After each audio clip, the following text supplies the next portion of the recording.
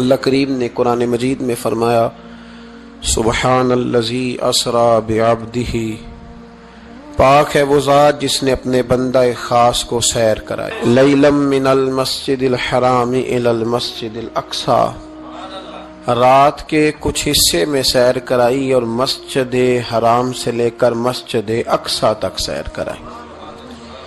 نبی کریم صلی اللہ علیہ وسلم کو اللہ نے بڑی ہی شانیں عطا فرمائی، بڑی عظمتیں عطا فرمائی۔ ان عظمتوں میں سے ایک بہت بڑی عظمت کا نام واقعہ معراج ہے۔ میرے بھائیوں، جب سے امت کے اندر خیالات تقسیم ہوئے ہیں، اپنی اپنی رائے لوگوں نے قائم کی ہے، تو کچھ ایسے ذہنوں نے بھی کچھ اختراعات ایسی بھی زمانے میں وضع کی ہیں، کہتے ہیں جی حضور کی تعلیمات زیادہ بیان ہونی چاہیے، نبی پاک کی شان بیان کرنے کا کیا معنی ہوا؟ یہ میلاد کا جلسہ، معراج کی محفل، حضور کی عظمتیں، شانیں، یہ کیوں بیان ہوتی ہیں؟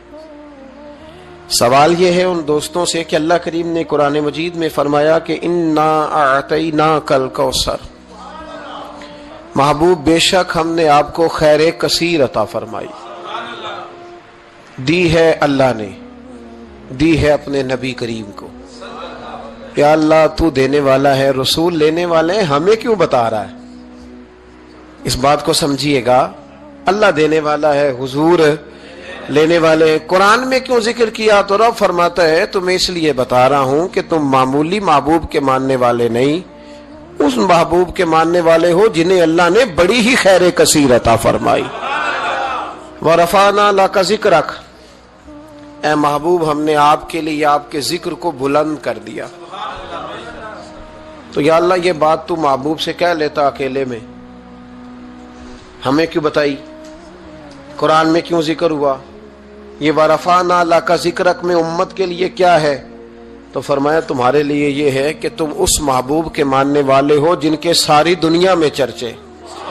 اعلیٰ حضرت فرماتے ہیں عرش پہ تازہ چھیڑ چھاڑ، فرش پہ طرفہ دھوم دھام، کان جدھر بھی لگائیے تیری ہی داستان ہے، کان جدھر بھی لگائیے تیری ہی داستان۔ تو نبی کریم علیہ السلام کی عظمتوں کا بیان، حضور کی شانوں کا بیان، نبی پاک کے تذکرے، وہ اس لیے ہیں تاکہ امت مسلمہ سر اٹھا کے جیے اور وہ لوگوں کو بتائیے۔ ہمارے حکمران کئی دفعہ جب پاکستان کا اور یورپ کا موازنہ کر رہے ہوتے ہیں تو مجھے یوں لگتا ہے کہ جیسے بڑے شرمندہ ہیں پاکستان میں پیدا ہو کے، بڑے پریشان ہیں، ان کو بڑی تکلیف ہے۔ کاش یہ موازنہ اس طرح کرتے کہ وہ یورپ والے عیسائی اور یہودی ہیں، اللہ تعالیٰ نے ہمیں محبوب کریم کی امت میں پیدا فرمایا، تو پھر ان کا معیار اور ہوتا بات کرنے کا، پھر ان کے لفظوں میں وہ کمزوری نہ ہوتی۔ دیکھو نا پاکستان میں کتنے حملے ہوئے، کتنے زیادہ مسجدوں میں بم پھٹے، کبھی کو حکمران آیا کہ آؤ مل کے جمعہ پڑھتے ہیں؟ لیکن نیوزی لینڈ کی وزیر اعظم نے یہ کام کر کے کمال نہیں کر دیا؟ ہمارے تو ابھی تک وہ سائیوال کے یتیم بچوں سے ملنے کوئی حکمران نہیں گیا، کوئی نہیں گیا، اس لیے کہ یہ قوم تو ایسی ہے، ہمیشہ لائنوں میں لگ کے ووٹ دیتی ہے، ان کا کیا ہے؟ انہوں نے کل پھر گاڑیوں کے پیچھے اسی طرح بھاگنا ہے، جیبوں سے سٹیکر بنوانے ہیں، اشتہار چھپوانے ہیں۔ یہ تو مطلب بھیڑ بکریاں دو چار مر جائیں تو کیا عرض ہے؟ یہ ہمارا سٹیٹس ہے، ہمارا، ان کا کیا ہے؟ ان کو تو پتہ ہے کہ ان کو کیسے یوز کرنا ہے۔ میں نے اس وقت بھی کہا تھا اور آج بھی کہتا ہوں، نمبر پلیٹ بدلنے سے گاڑیاں نئی نہیں ہوتی، گاڑی بدلے تو پھر اس کا نظام بدلتا ہے، بدلنا ہے تو اس کا انجن بدلو، نمبر پلیٹیں نہ بدلو۔ یہاں نمبر پلیٹیں بدل کے وہی گاڑیاں دوبارہ روڈ پہ چھوڑ دی جاتی ہیں، نہ ادھر ادھر کی تو بات کر، یہ بتا کہ قافلہ کیوں لٹا؟ مجھے رہزنوں سے غرض نہیں، تیری رہبری کا سوال ہے۔ تو یہاں تو تباہی اتر رہی ہے، اللہ تعالیٰ سمجھنے کی توفیق عطا فرمائے، اللہ ہمارے حال پر رحمت کی نظر فرمائے۔ تو یہ شرمندہ ہو کے جو لوگ باتیں کرتے ہیں نا، معاذ اللہ کمزوری دکھاتے ہیں، یہ اس کمزوری کو دور کرنے کا بہترین علاج یہ ہے کہ ہر گلی میں، ہر کوچے میں، ہر نگر میں میرے مصطفیٰ کی عظمتیں بیان کی جائیں۔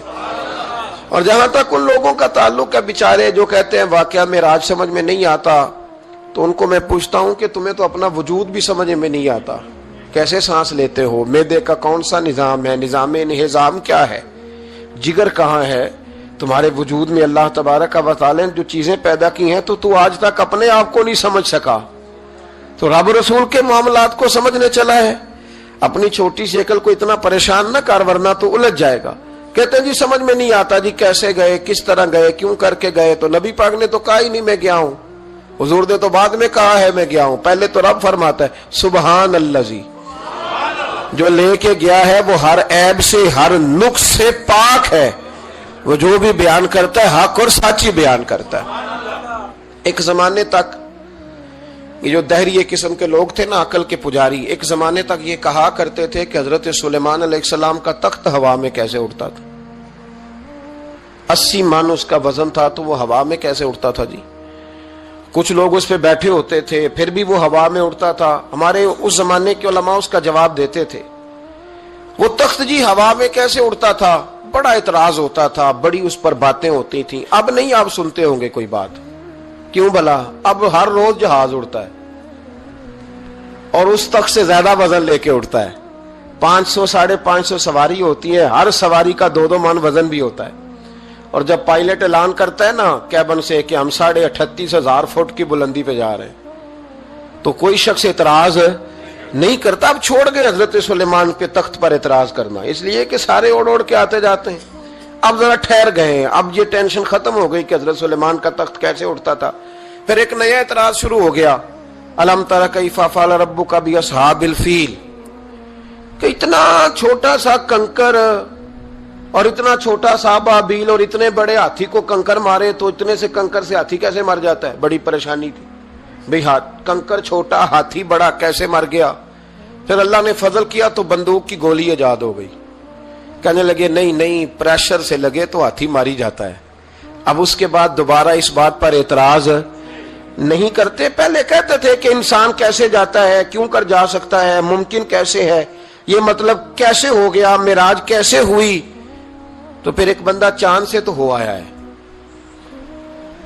اور جس نے وہ بندہ چاند پہ اتارا ہے اس نے کہا ہے کہ یہ آخری منزل نہیں, اس سے آگے بھی انسان جا سکتا ہے. تو میرے مصطفیٰ کریم نے فرمایا تم تو اب جانے کی باتیں کرتے ہو نا, جہاں تک میں ہو آیا ہوں تم سوچ بھی نہیں سکتے.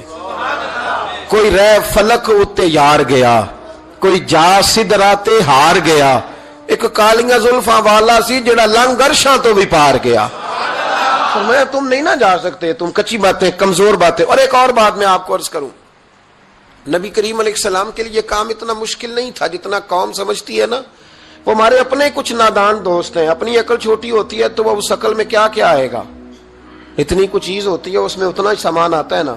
تو اپنی عقل چھوٹی ہوتی ہے تو بجائے اس کے کہ وہ ایمان لے آئے اللہ کی حکمتوں پر, وہ عقل کے ترازو پر چھوٹی سی عقل کو پریشان کرتے ہیں. چھوٹا سا دماغ ہوتا ہے, ہر وقت ٹینشن میں رہتے, وہ جی کیسے گئے, کس طرح کر کے گئے. تو میں کہتا ہوں نبی کریم کے لیے یہ مسئلہ ہی کوئی نہیں, حضور کے لیے یہ کوئی مسئلہ.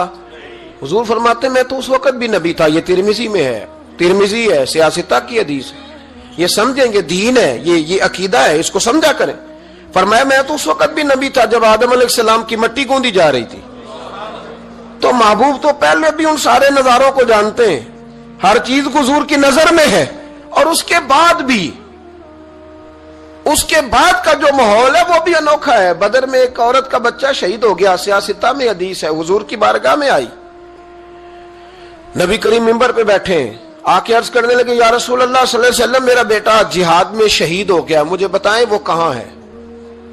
اگر جہنم میں ہے تو میں روؤں گی, آہوزاری کروں گی, اگر جنت میں ہے تو میں شکر ادا کروں گی.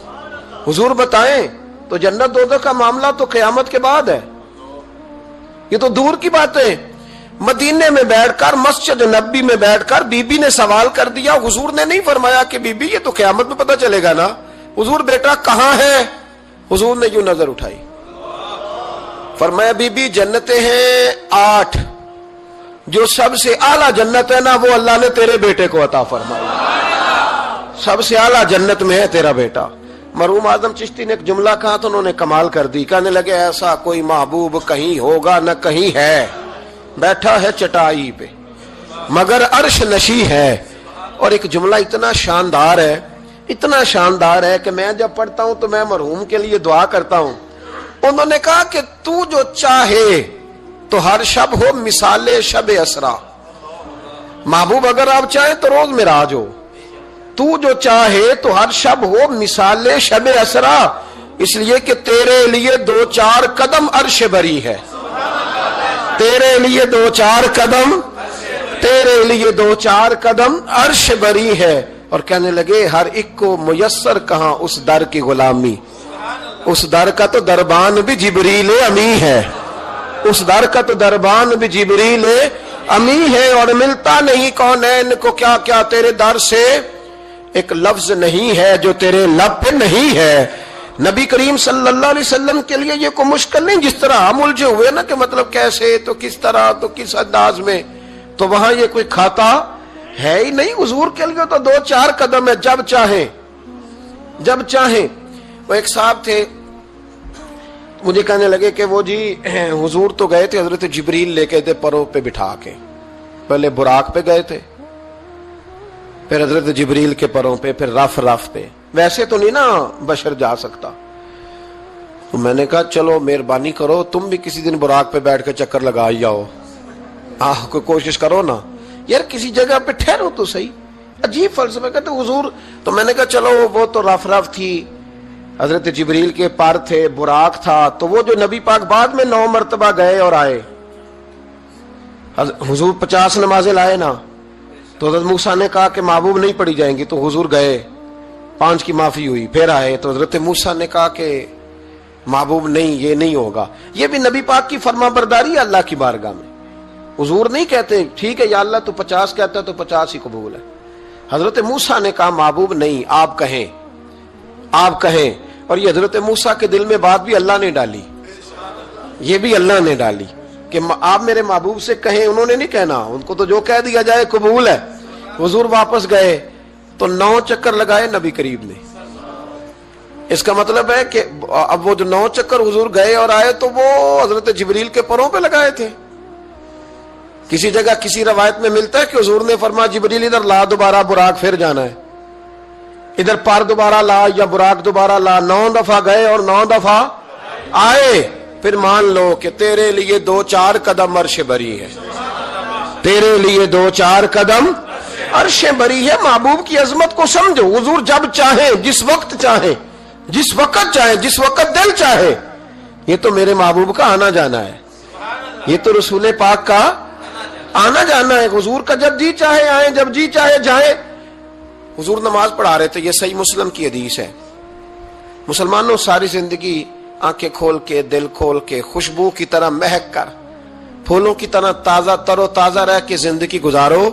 اس لیے کہ رب کریم نے تمہیں شانوں والا رسول عطا فرمایا ہے. طبیعتیں ٹھنڈی رکھو، مزاجوں میں سکون رکھو، خوش ہو جایا کریں حضور کا. آپ یقین کریں کسی جگہ محفل میلاد لکھا ہوتا ہے تو طبیعت ٹھنڈی ہو جاتی ہے کہ یہاں میرے نبی کی نعتیں پڑھی جائیں گی. کسی جگہ محفل معراج لکھا ہوتا ہے تو طبیعت ٹھنڈی ہو جاتی ہے، یہاں حضور کا ذکر ہوگا. یہ نا اپنے دل میں شوق پیدا کریں. جو لوگ کہتے ہیں نا بڑے دکھ ہیں، تو وہ حضور کی نعت سن کے راضی ہونا سیکھیں، اللہ انہیں سکھ عطا فرمائے گا. جو کہتے ہیں بڑے پریشان رہتے ہیں، تو وہ حضور کے درود و سلام سے راضی ہونا سیکھیں، اللہ سکون عطا فرمائے گا. سنگیو یاد رکھو، جو کہتے ہیں کہ دل بے قرار رہتا ہے، اپنے دل کو حضور کی تعریف سے جوڑ لے، رب تیرے دل کو سکون عطا فرمائے گا. خوش ہونا سیکھیں حضور کا نام سن کے، ٹھنڈا ہونا سیکھیں، طبیعتوں کو، کلیجوں کو ٹھنڈا کرنا سیکھیں، اللہ راحت عطا فرمائے گا. لیکن اگر بحث ہی بحث کرنی ہے تو کیسے جی، کس طرح جی، کس حال میں. میں بڑی تنقید کرتا ہوں پیسے لینے والوں، طے کرنے والوں پر. کئی دفعہ تکلیف بھی بڑی ہوتی ہے. ایک بندہ بڑی پیاری نعت پڑھ رہا تھا، بڑی پیاری، میں بھی سٹیج پہ موجود تھا. تو ایک صاحب سے میں نے کہا کہ یار آج تو مزہ آ گیا، کلام سننے کا لطف آ گیا. تو کہنے لگا اس نے 40,000 بھی لیا ہم سے. تو میں نے کہا یار ٹھیک ہے، اگر اس نے لے ہی لیا ہے نا تو تمہیں بحث کرنے کی کیا ضرورت ہے. جتنی اچھی وہ نعت پڑھ رہا ہے نا، میرے خیال میں 40,000 بھی تھوڑا ہے، اس کو زیادہ دینے چاہیے تھے. اور اگر اس نے لے لیے، اب دے دیے، تو اب بحث کرنے کی کیا ضرورت ہے. اب تو مزہ لینا چاہیے کہ میرے نبی کا ذکر کر رہا ہے. وہ جو لے دے رہا ہے وہ اللہ اس سے حساب لے لے گا نا خود ہی قیامت میں. یہ ہم بھی شکوہ کرتے ہیں، سمجھانے کی کوشش کرتے ہیں، لیکن ان شکووں میں آ کے ہم نے نعت تو نہیں نہ چھوڑ دینی، حضور کا ذکر تو نہیں نہ چھوڑ دینا. اب اس کے نیچے آ کے وہ اپنا ذائقہ لینا، تو میں نے پہلے بھی آپ کو بتایا تھا، پھر بتاتا ہوں. میں مسجد نبوی شریف میں نا سلام کرنے کے لیے حاضر ہوا. اب تو میرے جیسے بندوں کو نقاب کر کے جانا پڑتا ہے نا، اس وقت ذرا جلدی چلے جایا کرتے تھے، موقع مل جاتا تھا. تو میں نا بابو سلام سے داخل ہوا تو ایک بابا جی بڑے سادے سے، پگڑی بھی سادی، طبیعت بھی سادی، تو اپنی موج میں وہ جا رہے ہیں. مواجہ شریف پہ حاضر ہوئے تو اس نے کہا چل حاجی نکل. دھکے دیتے ہیں نا، ان کی موج ہے، وہ دھکے دے رہے تو بابا بڑا راضی ہے. یعنی طبیعت بتاتی ہے جس نے راضی رہنا ہوتا ہے، جس کا دل کرتا ہے راضی رہنے کو، اللہ توفیق بھی دے ہی دیتا ہے. اور کچھ بیچارے دنیا میں آئی پریشان رہنے کے لیے، ان کا پروگرام ہی نہیں خوش ہونے کا، اللہ ماشاءاللہ. ان کو بڑی ٹینشن ہوتی ہے، ادھر سے بھی ٹینشن، ادھر سے بھی ٹینشن.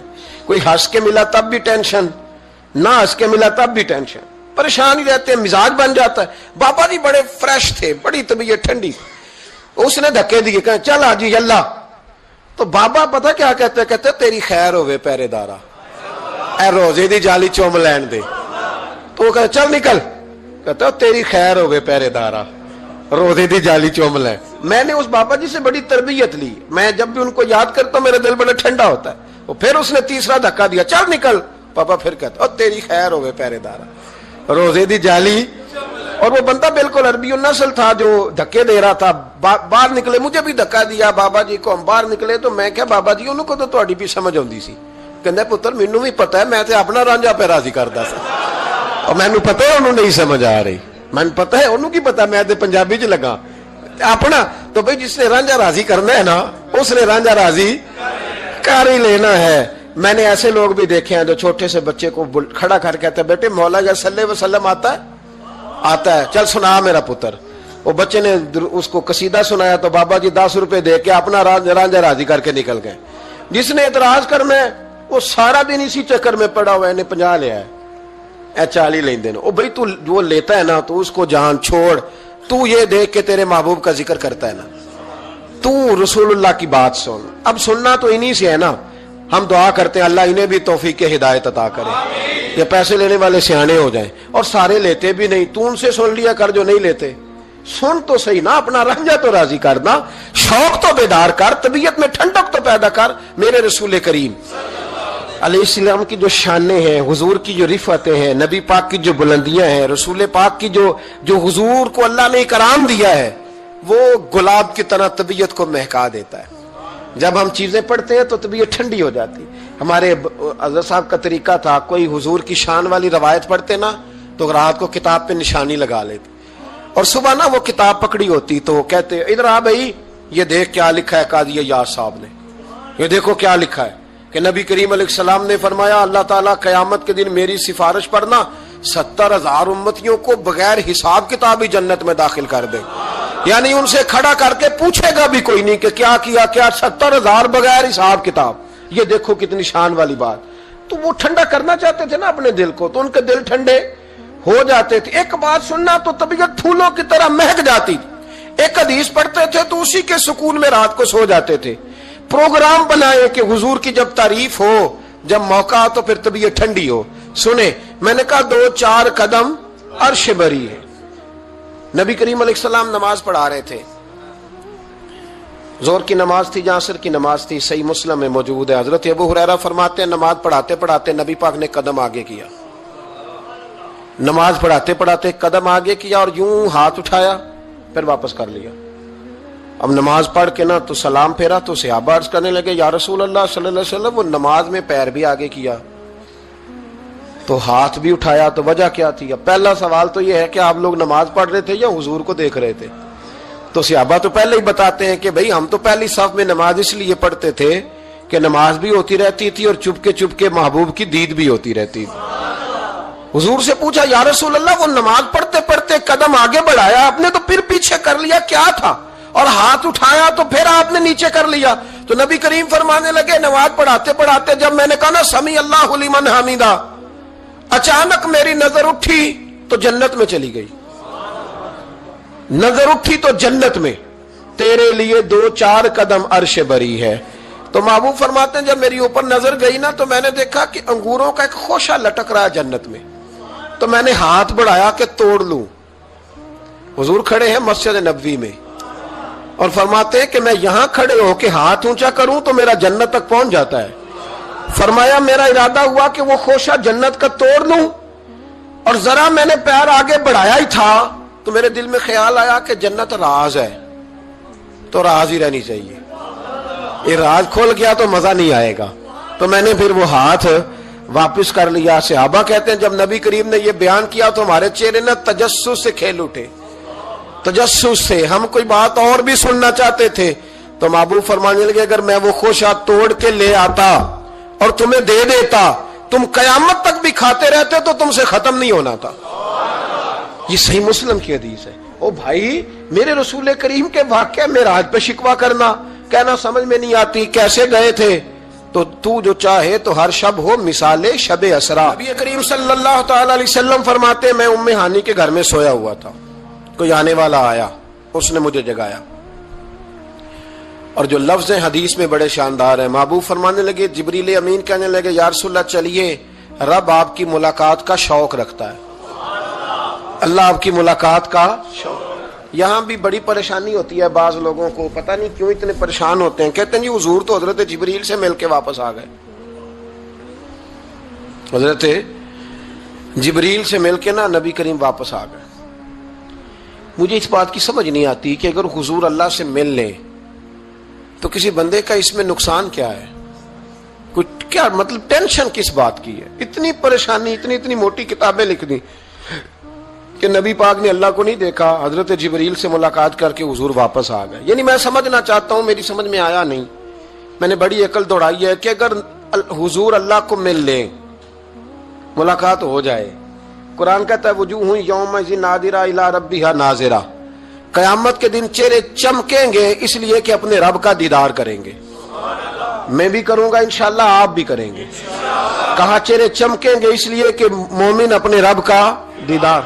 وہ میرے بھائی اگر ہر مومن دیدار کر سکتا ہے, اور قرآن کہتا ہے نبی کریم علیہ السلام اگر اللہ کریم کا دیدار کر کے واپس آئیں تو اتنی زیادہ پریشانی علامہ صاحب کو, شیخ کو اتنی ٹینشن, اتنے زیادہ وہ آوازار ہوئے کہ اتنی موٹی کتاب لکھ دی, اور ادھر سے دلیل لائے کھینچ کے, ادھر سے دلیل لائے. اللہ کا تو ادراک ہی کوئی نہیں کر سکتا, دیکھ ہی کوئی نہیں سکتا, ممکن ہی نہیں تھا.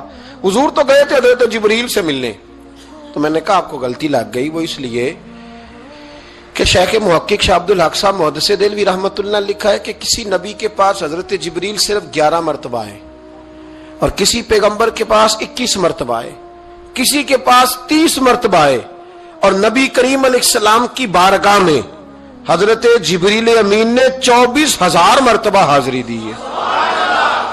24,000 مرتبہ, 24,000 مرتبہ ہے حضرت جبریل.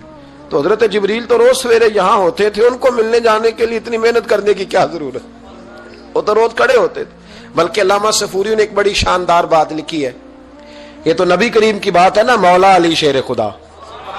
آپ فرماتے ایک دن حضرت جبریل علیہ السلام نا انسانی شکل میں, جب حضور نے فرمایا نا کہ میں علم کا شہر ہوں, علی اس کا دروازہ ہے, تو فرماتے ہیں جب یہ روایت حضور نے یہ حدیث بیان فرمائی تو حضرت جبریل انسانی شکل میں نا حضرت علی شیر خدا کے سامنے آ کے کھڑے ہو گئے. حضرت جبریل امین علیہ السلام کھڑے ہوئے اور فرمانے لگے علی سنا ہے علم کے شہر کے آپ دروازے ہیں. تو مولا علی فرمانے لگے مصطفیٰ کریم نے فرمایا ہے. تو کہا اچھا پھر اگر آپ علم کے شہر کے دروازے ہیں تو بتائیں بھلا اس وقت حضرت جبریل کہاں ہیں. کہتے ہیں جو تو جبریل کو ملنے گئے تھے تو حضرت جبریل مولا علی کے سامنے کھڑے. کہنے لگے بتائیے اس وقت حضرت جبریل کہاں ہے. تو مولا علی شیر خدا, جب آپ اپنے بڑے کو کوئی بات بتائیں گے نا جن کا ادب کرنا ہو, اپنے بزرگ کو, تو پھر آپ فٹافٹ نہیں کہہ دیں گے آپ کو پتہ ہی نہیں. یہ مسئلہ ہے, بزرگوں کو آپ نے کو بات سمجھانی ہو تو الفاظ کا چناؤ, اور یہ بھی ہمیں شیر خدا نے ادب بتایا ہے. الفاظ کا چناؤ شاندار ہونا چاہیے, لفظ بڑے زبردست تشکیل پانے چاہیے, جملوں کی ترتیب بڑی مؤدبانہ ہو. حضرت جبریل امین نے پوچھا کہ بتائیے علی اس وقت حضرت جبریل کہاں ہے. تو حضرت مولا علی شیر خدا نے پہلے اوپر دیکھا, میری طرف دیکھنا, پہلے اوپر دیکھا, پھر نیچے دیکھا, پھر پیچھے دیکھا, پھر آگے دیکھا, دائیں دیکھا, بائیں دیکھا. یہ نہیں فرمایا کہ آپ جبریل ہیں, وہ تو انسانی شکل میں تھے نا. جملے دیکھیے, ادب دیکھیے, طریقہ دیکھیے بات کرنے کا. حضرت علی فرمانے لگے بھائی حضرت جبریل اس وقت نہ تو آسمانوں میں ہے، نہ زمینوں میں ہے، نہ مشرق میں ہے، نہ مغرب میں ہے، نہ شمال میں ہے، یا نہ جنوب میں ہے۔ فرمانے لگے جی وہ اس وقت کہیں بھی نہیں ہے۔ پھر بھی فوراً نہیں کہا کہ آپ خود ہی تو ہیں، یہ نہیں فرمایا۔ کہنے لگے یا آپ جبریل ہے یا میں جبریل ہوں، دونوں میں سے ایک جبریل ہے، اب فیصلہ کر لیں۔ تو حضرت جبریل مسکرائے، تر دامنی پہ شیخ ہماری نہ جائیے، ہم تو دامن نچوڑ دیں تو فرشتے وضو کریں۔ حضرت جبریل مسکرائے اور فرمانے لگے آپ تو ولی ہیں، جبریل تو میں ہی ہوں۔ آپ تو ولی ہیں، جبریل تو او بھائی یہ حال ہے ان کے غلاموں کا، یہ حال ہے ان کے غلاموں کا، تو میری سرکار کا عالم کیا ہوگا۔ کہتے ہیں جی حضور گئے اور مل کے نا حضرت جبریل سے تو واپس آ گئے۔ تو میں نے کہا اب نہ پریشان ہو، اگر حضور اللہ سے میل بھی لے تو آپ کا فائدہ ہی ہے، نقصان کوئی نہیں، آپ کا کوئی نقصان ہے، کوئی نقصان نہیں۔ نبی کریم علیہ الصلوۃ والسلام تو فرماتے ہیں جب رب کریم نے کہا نا السلام علیک ایھا النبی، معراج کی رات السلام علیک، یہ جو تحیات آپ پڑھتے ہیں یہ معراج کا تحفہ ہے۔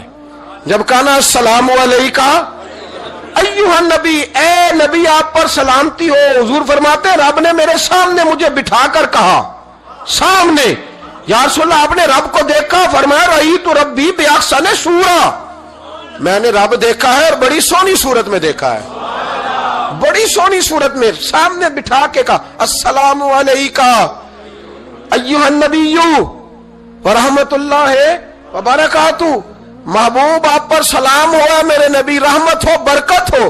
تو حضور فرماتے رب نے تو مجھے سلام کہا تھا، میں نے کہا نہیں السلام علینا وعلی عباد اللہ الصالحین، یا اللہ جتنے بھی میری بات مان کے نماز پڑھے ان سب پہ بھی سلام بھیج۔